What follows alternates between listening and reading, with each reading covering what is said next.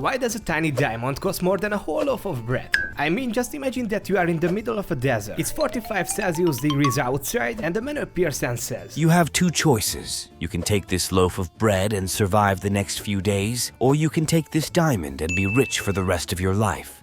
Which will you choose?"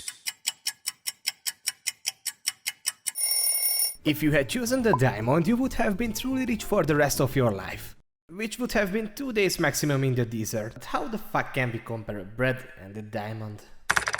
You can go to a bakery and buy bread, but you will probably face some problems if you try to buy a diamond from a bakery. And it's not because of the technical limitations. Alright, maybe because of the technical limitations. However, if you want to mine bread from the mountains, I guess it won't be easy either. But back to bakeries. How many times did I buy bread? Just this week 3 times. And it's only Monday. What the? And how many times did I buy diamonds? This week, 0. And if my calculations are correct, in my whole life it's 0 as well. And it's not because I don't like diamonds, it's because of the price. So as a non-diamond owner, to all diamond owners, what do you do with your diamond? I'm just asking because I, myself, as a bread owner, I know exactly what to do with my bread. And you should do it as well. What the dog? Instructions for your bread. Número 1. Go to a bakery and buy bread. Número 2. Bring home and unwrap it. Número 3. Eat some slices, but leave some untouched as well for several days. Meow. Número 4. Wait until a massive mold starts to grow, making a black hole eating the whole Earth alive, including from the smallest particles to the giant mountains. Or just throw it away. So dear diamond owners, can your diamond even change color?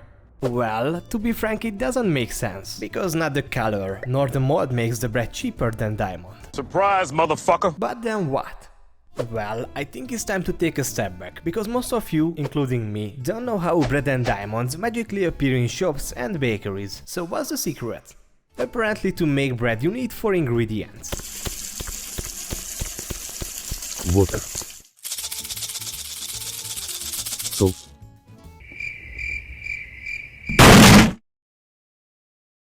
flour. But how is flour made? You have a field, wheat grows there, you harvest it. Wheat no good yet, because you need the edible part of the grain. So separate it, clean it, smash it. You have flour. And the 4th ingredient is... Yeast? What's a yeast? I mean yeast. And to make it you need flour and water. Who the fuck is that? Who's that? So you have all the 4 ingredients, but it's not bread yet. But how to make bread? You just need to mix the 4 ingredients together to form a dough. Knead it. Leave the dough to rest. You can also rest. Magic happens, dough is big now.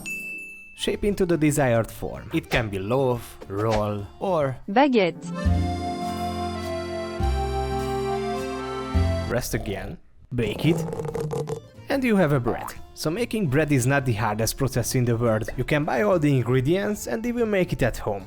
But what about diamonds? Are they really so rare? No.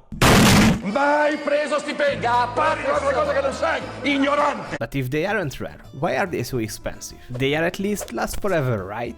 Theoretically, yes. Chemically? No.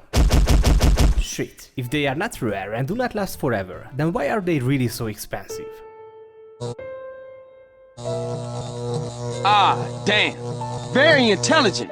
Well, the grand marketing strategy to make millions of dollars by selling rocks began in the 19th century. Cicero started by renting water pumps to miners during the diamond rush, when an 83.5 carat diamond was discovered, called the Star of South Africa. He reinvested the profits from this operation to acquire rights to small mining operations, and in 1888 he was one of the founders of De Beers, which became the sole owner of all diamond mining operations in the country. And this marked the point when he conceived an unbelievable strategy, negotiating an agreement to sell a fixed quantity of diamonds at an agreed upon price. But what does it mean exactly? He was the only seller in the market and he could say any price he wanted. So they made it very high.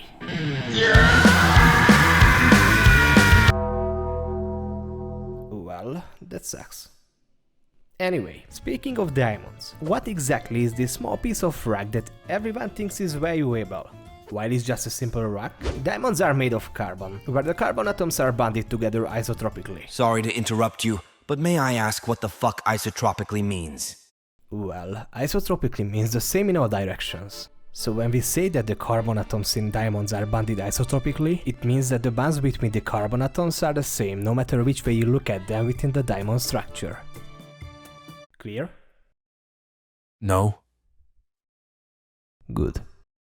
So, diamonds are formed deep within the Earth under high pressure and temperature, and they come to the Earth's surface through volcanic activity, specifically through kimberlite pipes. And as the material reaches the surface, it cools rapidly, which solidifies the carbon into diamond, and we humans mine it from kimberlite pipes. But is this the only way to obtain diamonds? But then what?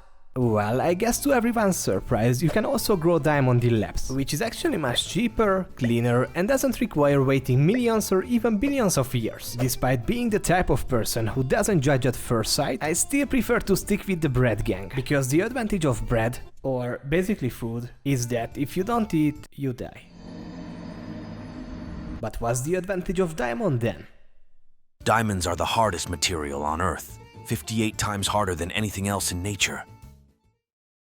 And? Anyway, what about you? Are you in the diamond or bread gang? Huh?